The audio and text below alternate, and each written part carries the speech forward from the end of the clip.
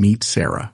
2 kids, 3 weeks after her husband's funeral. Eviction notice on her door, $0 in savings, $23,000 in credit card debt. A 7-year-old asking why. This isn't a rare story. This is happening right now in neighborhoods across America. I want you to imagine something uncomfortable. You're gone.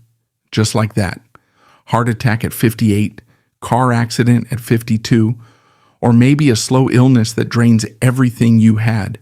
Doesn't matter how, you're gone.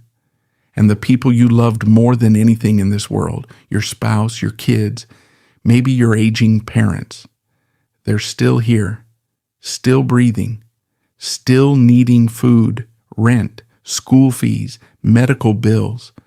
Life doesn't pause for grief. The landlord doesn't care that you just buried someone. The bank certainly doesn't. Now here's the question nobody wants to ask out loud. What actually happens to your family if you leave this world with nothing in the bank? Not a little, not could be better, nothing, or worse, debt. I'm James, and today we're talking about one of the most avoided conversations in personal finance. Not because it's complicated, but because it's scary. Because it forces you to look at your own mortality and ask, am I actually protecting the people I love, or am I just hoping for the best? According to LIMRA, 40% of Americans have no life insurance at all. And of those who do, most are dangerously underinsured. Meet Sarah, 34 years old, 2 kids, 3 weeks after her husband's funeral. Eviction notice on her door, $0 in savings, $23,000 in credit card debt he left behind, and a 7-year-old asking why they have to move. This isn't a rare story. This is happening right now in neighborhoods across America. And the worst part, it was completely preventable. The immediate collapse. Sarah's story didn't start with tragedy. It started with assumptions. Her husband Mike worked a decent job, $62,000 a year, enough to cover rent, groceries, the kids' school supplies. They weren't rich, but they were stable, and stable felt safe. No emergency fund, no life insurance, no investments, just a salary coming in every month and a quiet assumption that tomorrow would look like today. Then it didn't.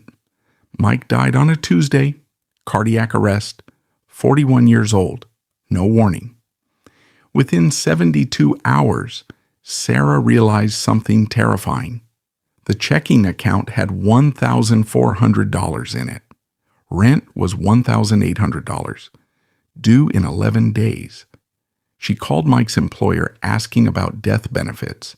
There were none. She called the bank about their joint credit card, $23,000 in debt, now entirely hers. She called her mother crying at 2 a.m. because she didn't know how she was going to feed her kids that weekend. This is what financial unpreparedness actually looks like. Not a budget spreadsheet problem, not a cut your coffee conversation. A mother of 2, 3 weeks after burying her husband, choosing between groceries and electricity. And here's what makes this even harder to hear. Mike thought he was doing okay. Most people do. The domino effect. When one income disappears without a safety net, it doesn't just hurt. It destroys everything at once. Like dominoes, one falls, they all fall. First goes the rent or mortgage. Miss one payment, your credit score drops. Miss 2, eviction proceedings begin. Miss 3, you're out. A family that had a home suddenly doesn't. Then goes the car. No car means no commute. No commute means Sarah can't get to work. Can't get to work means no income. You see how fast this spirals?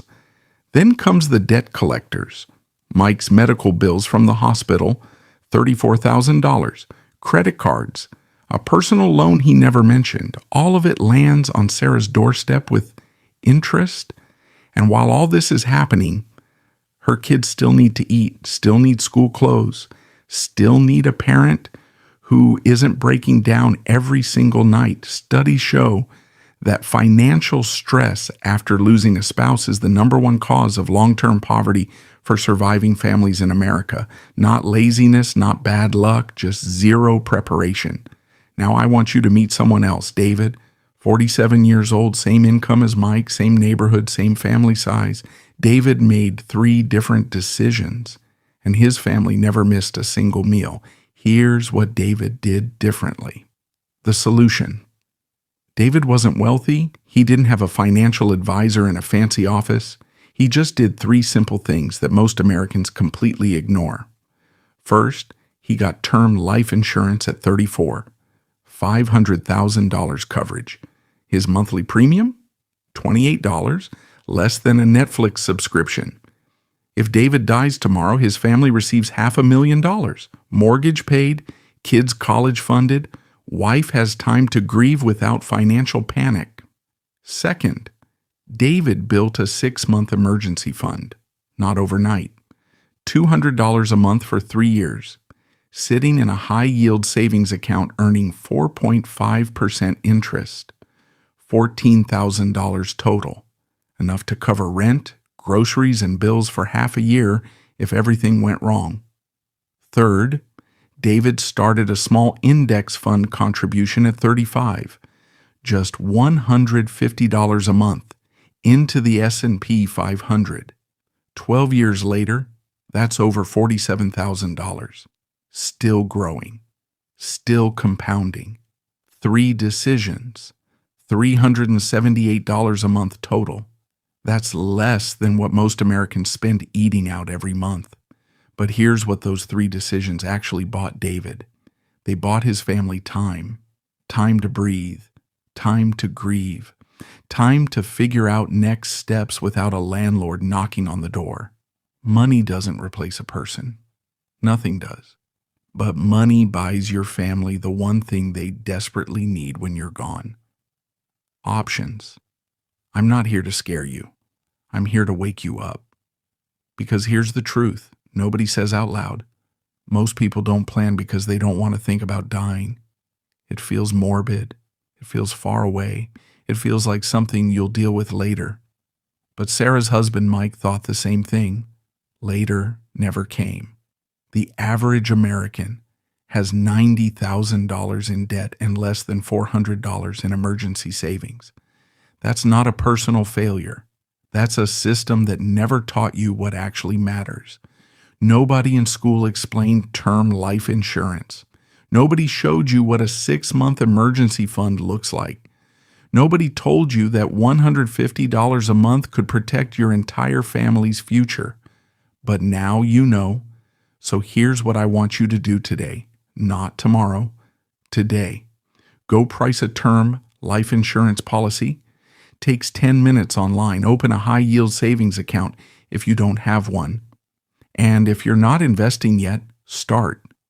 Even $50 a month is better than zero. Your family is counting on a version of you that plans ahead. Be that person. Because the question was never really about money. It was always about love.